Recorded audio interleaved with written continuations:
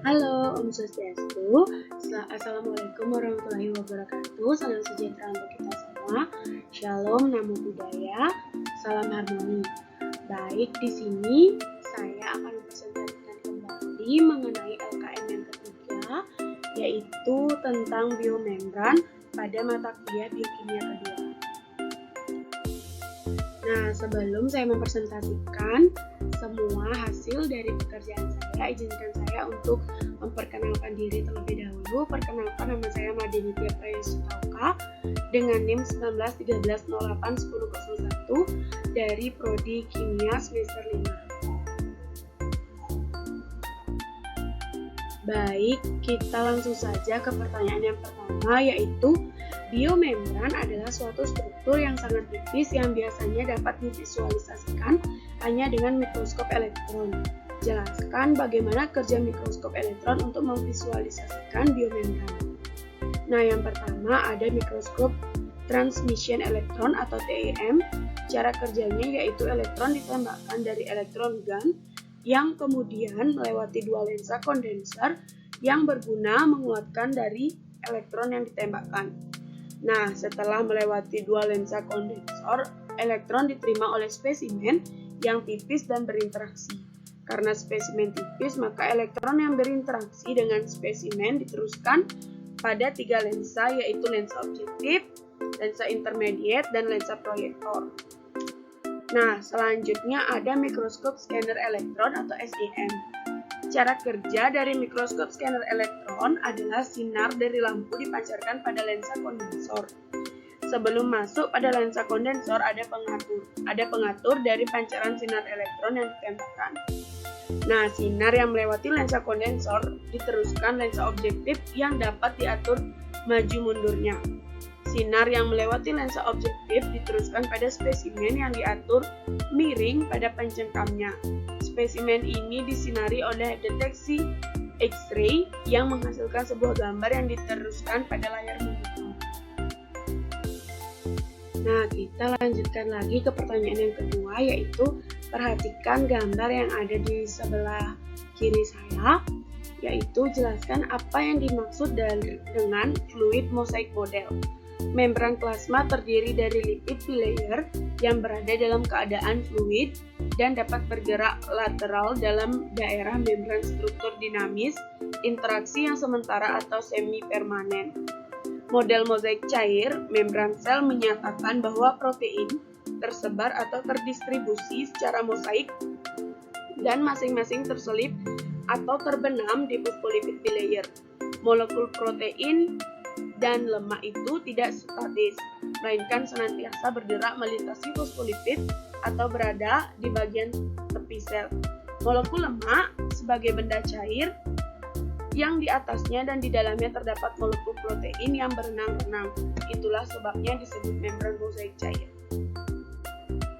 Kemudian untuk soal yang ketiga, yaitu jelaskan konsep dari membran biologis yang telah berkembang dengan berkembangnya dan digunakannya metode kimia dan morfologi. Sekarang disepakati bahwa biomembran adalah suatu susunan yang teratur dari molekul-molekul protein, fosfolipid, dan kadang-kadang kolesterol, yang tebalnya kira-kira 10 nanometer. Biomembran terbagi dengan tepat ke dalam 3 kategori, yang dapat dibedakan oleh hubungan geometri dari sel, komposisi kimia, ultrastruktur, dan tingkah laku fisiologi, yaitu membran plasma, membran sitoplasma, dan juga membran nukleus. Nah, kemudian yang keempat, fosforilasi oksidatif adalah suatu lintasan metabolisme dengan penggunaan energi yang dilepaskan oleh oksidasi nutrien untuk menghasilkan ATP. Nah, jelaskan mekanisme berikut untuk menghasilkan ATP.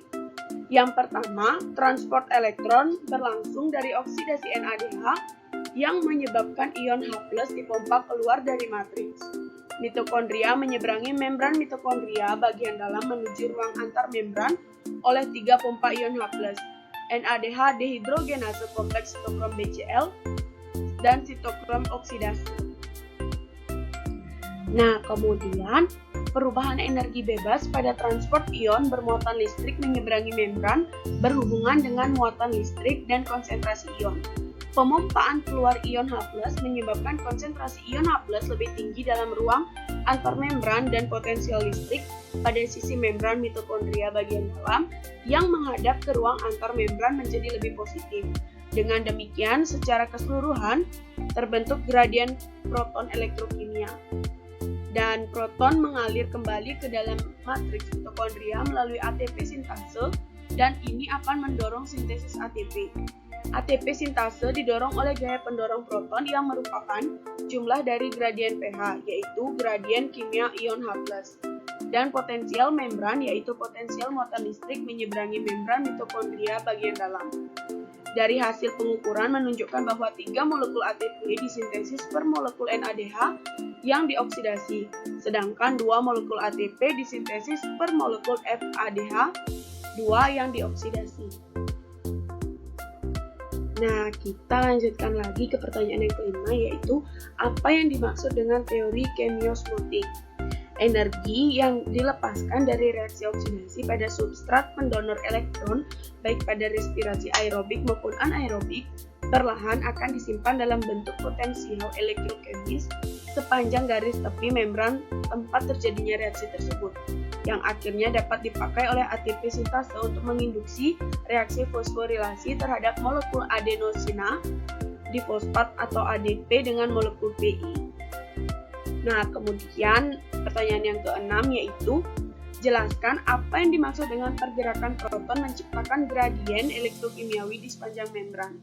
Pergerakan proton menciptakan gradien elektrokimiawi di sepanjang membran yang sering dikata gaya kinetik proton. Gaya kinetik proton adalah variasi spesial dari potensial elektrik dan potensial kimiawi yang dipisahkan oleh suatu membran sel. Nah, pertanyaan yang ketujuh yaitu jelaskan jenis reaksi yang terjadi pada struktur molekul yang berada di samping ini. Nah, reaksi reduksi koenzim Qi dari bentuk ubiquinon Qi menjadi ubiquinol yang tereduksi QH2. Dalam membran mitokondria, koenzim Qi10 pembawa elektron yang larut dalam lipid membawa baik elektron maupun proton mempergunakan siklus redoks. Molekul benzoquinon yang kecil ini paling hidrofobik, sehingga ia akan berdifusi dengan lepas sama sekali ke dalam membran. Ketika Qi menerima 2 elektron dan 2 proton, ia menjadi bentuk tereduksi ubiquinol atau QH2. Ketika QH2 memberi keleluasaan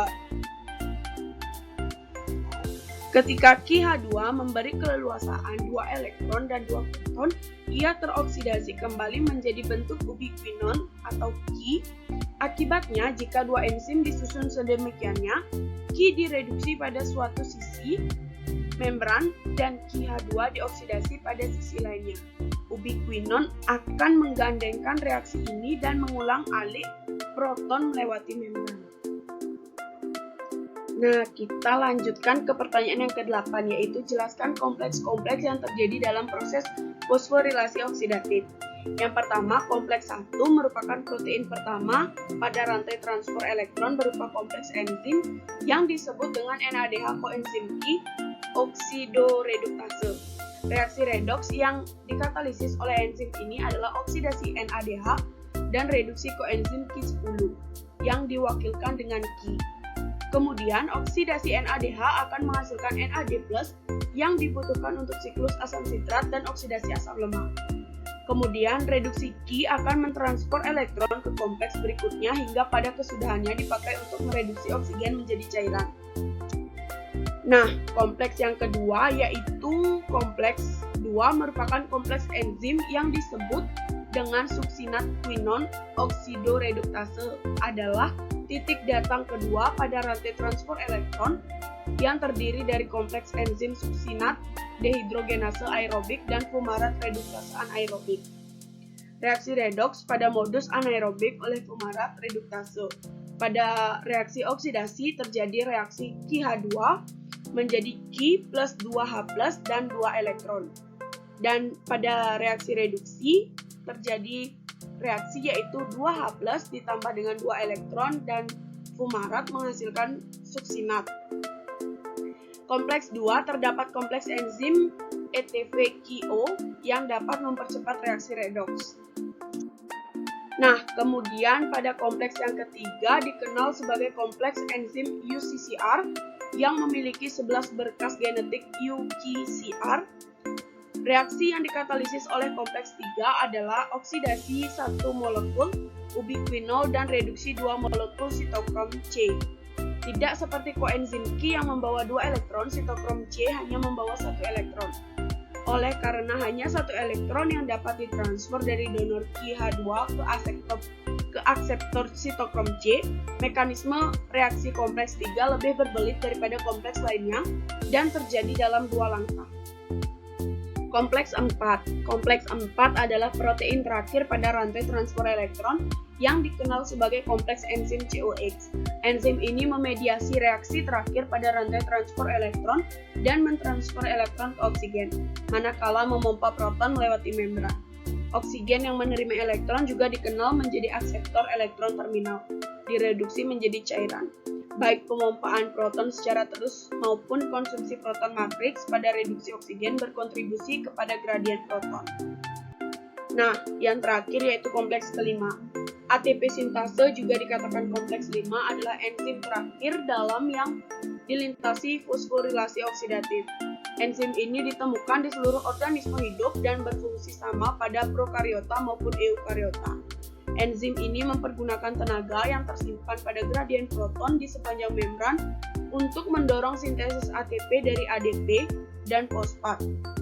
Agak banyak proton yang dibutuhkan untuk mensintesis satu ATP berkisar selang 3 sampai dengan 4. Dengan beberapa peneliti yang mensugestikan bahwa sel dapat memvariasikan rasio ini sesuai dengan kondisi. Nah, kita lanjutkan ke pertanyaan yang ke-9, yaitu jelaskan jumlah energi yang dihasilkan dalam siklus asam sitrat. Yang pertama, pada setiap putaran siklus asam sitrat dihasilkan 3 molekul NADH, 1 molekul FADH2, dan 1 molekul GTP atau ATP. Kemudian yang kedua, setiap molekul NADH dan FADH2 yang dibentuk pada siklus asam sitrat akan menghasilkan masing-masing 3 molekul ATP dan 2 molekul ATP melalui fosforilasi oksidatif. Dan yang ketiga atau yang terakhir, oksidasi 1 molekul asetil-CoA melalui siklus asam sitrat akan menghasilkan 12 molekul ATP. Nah, yang ke-10 yaitu tuliskan pada tahap mana yang menghasilkan energi. NADH dihasilkan pada tahap keempat, yaitu dari proses isositrat dioksidasi menjadi A-keguglatarat 5C dan CO2 oleh isositrat dehidrogenase. Enzim mitokondria ini memerlukan NAD+ yang direduksi akan menjadi NADH. Kemudian FADH2 dihasilkan pada tahap ke-6 dari proses suksinat 4C dioksidasi menjadi fumarat 4C oleh dehidrogenase. FAD terikat kuat pada enzim dan direduksi menjadi FADH2. Kemudian GTP atau ATP ini dihasilkan pada tahap kelima, yaitu secara langsung selama pengubahan sukinil CoA menjadi suksiat. Nah, kemudian kita lanjutkan lagi ke pertanyaan yang ke-11, yaitu tuliskan pengendalian pada siklus asam sitrat berikut. Siklus reaksi diawali dengan reaksi antar asetil-CoA dan 2C dan asam oksaloasetat 4C yang menghasilkan asam trikaboksilat sitrat. Selanjutnya, sejumlah 2 molekul atom CO2 dirilis dan terregenerasi. Sebenarnya hanya sedikit oksaloasetat yang dibutuhkan untuk menginisiasi siklus asam sitrat sehingga oksaloasetat dikenal dengan perannya sebagai agen katalik pada siklus Krebs. Siklus Krebs pertama-tama asetil-CoA hasil dari reaksi antara dekarboksilasi oksidatif masuk ke dalam siklus dan bergabung dengan asam oksaloasetat membentuk asam sitrat. Nah, kemudian setelah mengantar asetil masuk ke dalam siklus Krebs, CoA memisahkan diri dari asetil dan keluar dari siklus. Kemudian asam sitrat mengalami pengurangan dan penambahan 1 molekul air sehingga terbentuk asam isositrat. Lalu asam isositrat mengalami oksidasi dengan melepas ion H+ yang kemudian mereduksi NAD+ menjadi NADH dan melepaskan satu molekul CO2 dan membentuk asam A-ketoglutarat. Kemudian, selain itu asam A-ketoglutarat mendapatkan tambahan satu CoA dan membentuk suksinil-CoA. Setelah terbentuk suksinil-CoA, molekul CoA kembali meninggalkan siklus, sehingga terbentuk asam suksinat. Pelepasan CoA dan perubahan suksinil-CoA menjadi asam suksinat menghasilkan cukup energi untuk menggabungkan satu molekul ADP dan satu gugus fosfat anorganik menjadi satu molekul ATP. Kemudian asam suksinat mengalami oksidasi dan melepaskan ion H+, yang kemudian diterima oleh FAD dan membentuk FADH2. Dan terbentuklah asam fumarat. Satu molekul air kemudian ditambahkan ke asam fumarat dan menyebabkan perubahan susunan atau ikatan substrat pada asam fumarat. Karena itu asam fumarat berubah menjadi asam malat.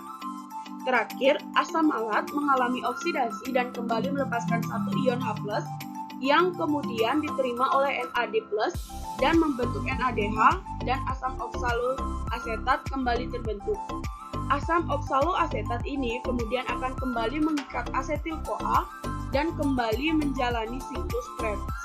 Dari siklus Krebs ini, dari setiap molekul glukosa akan dihasilkan 2 ATP, 6 NADH, 2 FADH2, dan 4 CO2. Selanjutnya, molekul NADH dan FADH2 yang terbentuk akan menjalani rangkaian terakhir respirasi aerob, yaitu rantai transport elektron. Nah, kita lanjutkan lagi ke pertanyaan yang ke-12, yaitu jelaskan fungsi dan peranan siklus Krebs atau siklus asam sitrat bagi makhluk hidup. Yang pertama, fungsinya adalah sebagai jalur akhir oksidasi KH, lipid, dan protein. Semua akan dimetabolisme menjadi asetil-CoA. Kemudian yang kedua, untuk mempertahankan kadar glukosa dalam keadaan normal. Kemudian menghasilkan sebagian besar CO2, dan metabolisme lain yang menghasilkan CO2, misalnya jalur pentosa fosfat atau P3 atau Harper hydroxa monofosfat. Kemudian sumber enzim-enzim yang tereduksi yang mendorong rantai respirasi. Kemudian fungsinya juga merupakan alat agar tenaga yang berlebihan dapat digunakan untuk sintesis lemak. Kemudian menyediakan prekursor penting untuk subunit yang diperlukan dalam sintesis berbagai molekul. Menyediakan mekanisme pengendalian langsung atau tidak langsung untuk lain-lain sistem enzim. Nah, kita lanjutkan ke pertanyaan yang terakhir, yaitu jelaskan tempat terjadinya siklus asam sitrat dalam sel mikroorganisme. Pada sel eukariota, siklus asam sitrat terjadi pada mitokondria, sedangkan siklus Krebs pada sel prokariotik terjadi di sitoplasma. Sel prokariotik tidak punya organel bermembran seperti mitokondria. Sedangkan pada organisme aerob, siklus ini merupakan bagian dari lintasan metabolisme yang berperan dalam konversi kimiawi terhadap karbohidrat, lemak, dan protein menjadi karbon dioksida, air dalam rangka menghasilkan suatu bentuk energi yang dapat digunakan. Reaksi lain pada lintasan katabolisme yang sama antara lain glikolisis, oksidasi asam pirufat, dan fosforilasi oksidatif. Kemudian, siklus Krebs atau asam sitrat pada bakteri. Siklus Krebs terbalik juga dikenal sebagai siklus asam trikarboksilat terbalik, siklus TCA terbalik, atau siklus asam sitrat terbalik. Adalah urutan reaksi kimia yang digunakan oleh beberapa bakteri untuk menghasilkan senyawa karbon dari karbon dioksida dan air. Reaksi adalah siklus asam sitrat yang berjalan secara terbalik, di mana siklus Krebs mengambil molekul karbon kompleks dalam bentuk gula dan mengoksidasi mereka untuk CO2 dan air. Siklus terbalik mengambil CO2 dan air untuk membuat senyawa karbon. Proses ini digunakan oleh beberapa bakteri untuk mensintesis senyawa karbon. Kadang-kadang menggunakan hidrogen, sulfida, atau tiosulfat sebagai donor elektron. Dalam proses ini dapat dilihat sebagai alternatif untuk fiksasi karbon anorganik di siklus pentosa fosfat reduktif yang terjadi di berbagai mikroorganisme dan organisme yang lebih tinggi. Siklus Krebs pada sel eukariotik terjadi di matriks mitokondria, sedangkan siklus Krebs pada sel prokariotik terjadi di sitoplasma, atau sel prokariotik tidak punya organel bermembran seperti mitokondria. Nah, sekian tadi presentasi dari saya. Jika ada salah kata, mohon dimaafkan. Di akhir kata, saya ucapkan terima kasih. Om Santi Santi Santi Om. Wassalamualaikum warahmatullahi wabarakatuh. Salam Namo Buddhaya. Shalom, salam sejahtera untuk kita semua. Terima kasih. Selamat sore. Dadah.